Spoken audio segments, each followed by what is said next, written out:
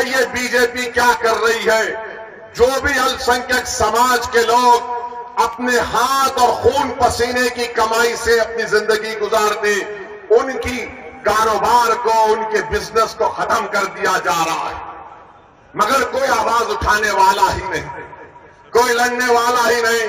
चुनाव आ गया तो सब आ जाते हैं कि भैया को जिताओ, दरी बिछाओ, अपनी जवानी को कुर्बान करो, उसके बाद हम ही मरते हैं, उसके बाद हम ही मरते हैं।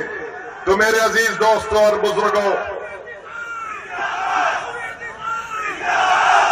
मेरे भाई आप सुनिए, हाँ जिंदा है, आप भी जिंदा है, हम भी जिंदा है। हम और आप जब तक जिंदा है उस वक्त तक कयामत नहीं आने वाली, अल्हम्दुलिल्लाह।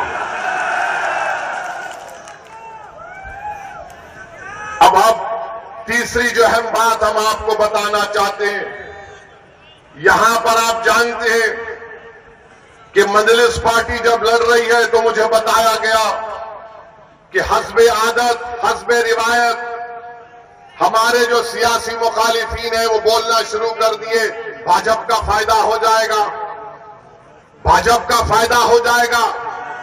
कहां से फायदा होगा मुझे बताओ? अच्छा, यहां पर एक और विधानसभा में उत्तर प्रदेश में चुनाव हो रहा है, करहल में हो रहा है। करहल में बीजेपी का उम्मीदवार कौन है? अखिलेश के भाई धर्मेंद्र का बहन भाई लड़ रहा है। तुम अपने परिवार को नहीं रोक सकते और तुम आकर यहां पर मीरापुर में कह रहे हो कि मजलिस लड़ रही है तो फुलां को फायदा हो जाएगा।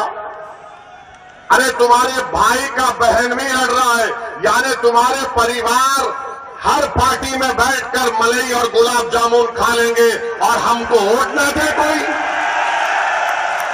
ये कैसे होगा बताइए आप? और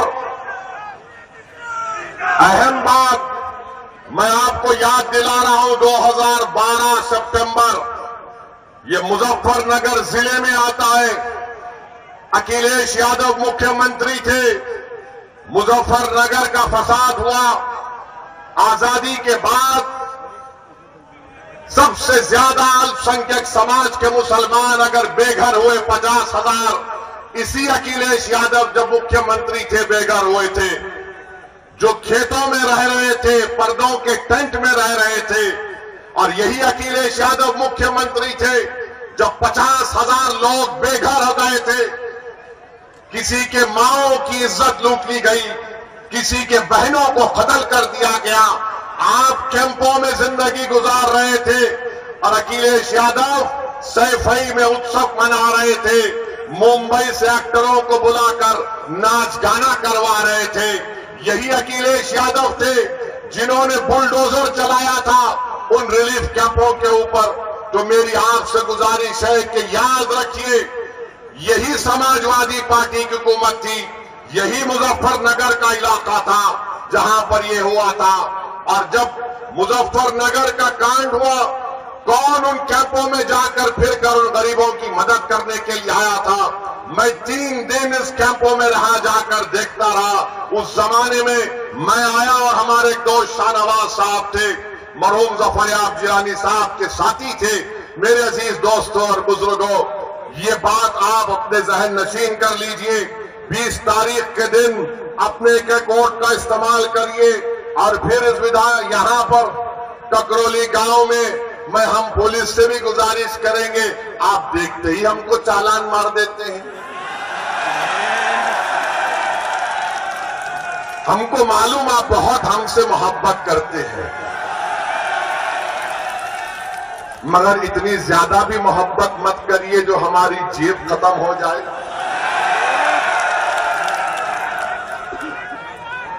मेरे अजीज दोस्तों और बुजुर्गों, और फिर आ जाइए, आपके मुख्यमंत्री बाबा के ऊपर भी कुछ बोलना पड़ेगा। आजकल बाबा महाराष्ट्र में फिर रहे, सुनिए, महाराष्ट्र में फिर रहे और नहीं जरूरत नहीं, और नारा लगाए हैं, बटेंगे तो कटेंगे, बटेंगे तो कटेंगे बोलते हैं। मैं उत्तर प्रदेश के मुख्यमंत्री से वो चैलेंज कर रहा हूं झांसी में मेडिकल कॉलेज में 10 मासूम बच्चे जलकर मर गए। 10 मासूम बच्चे जलकर मर गए। और जब वो वार्ड में, न्यू नेटल केयर के वार्ड में एक शख्स था जिसके 2 जुड़वा बेटियां भी उस न्यू नेटल वार्ड में थे। जब वार्ड में आग लगी तो शख्स कूदकर 10 से ज्यादा मासूम छोटे बच्चों की जान बचाया। बाद में मालूम हुआ कि उसकी 2 बेटियां, जुड़वा बेटियां जलकर मर गई। और उस शख्स का नाम आपको मालूम क्या था? जिसने 10 से ज्यादा मासूम बच्चों की जान बचाई, जो 6-8 महीने के बच्चे बच्चियां थे। उस शख्स का नाम याकूब मंसूरी था। याकूब मंसूरी कूद गया आग में। ये नहीं देखा मुख्यमंत्री बाबा योगी आदित्यनाथ, नरेंद्र मोदी, देखो याकूब मंसूरी आग में कूदकर ये नहीं देखा कि किस समुदाय, किस मजहब के मानने वालों के बच्चे हैं। वो ये देखा कि बच्चे जल रहे हैं और कूद गया। ये अल्लाह को कुछ और ही मंजूर था, वो अपनी 2 मासूम जुड़वा बच्चियों को नहीं बचा सका।